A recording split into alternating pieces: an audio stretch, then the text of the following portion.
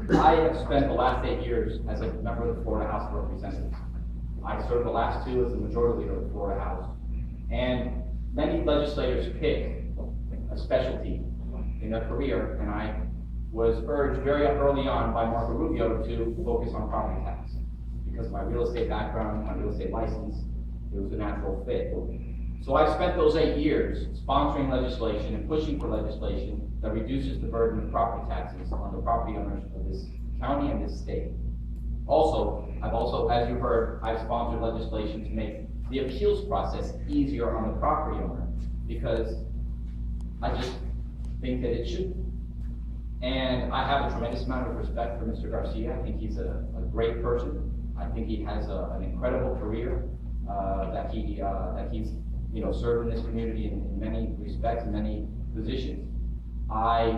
Though we have some disagreements, I believe in philosophy, and one of those was this past year when Mr. Garcia, as property appraiser, chose to impose a taxable value on the garages next to the city of Miami baseball stadium.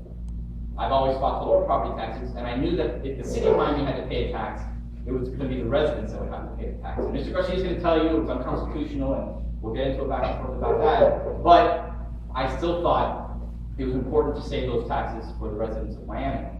Mr. Garcia could have, through his position as property appraiser, said, we're not going to impose this value. If you don't like it, you can sue me if you don't agree with me. But he chose to impose the taxable value. That was a difference of opinion. So I sponsored legislation this year in Tallahassee to exempt those garages to protect the residents of Miami from that increased cost.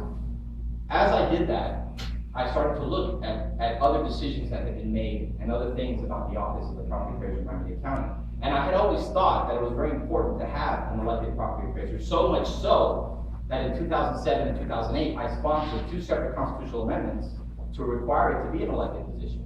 Never anticipated on running for it, but I always thought that the person in that position should be accountable to the voters, should have a mind for constituent services, and that's why I pushed for it.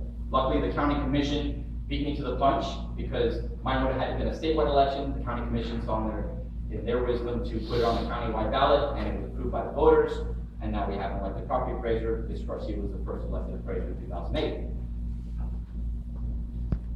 After doing the research that I've done, there's other things in the office that I was not happy about as a citizen and as a real estate professional.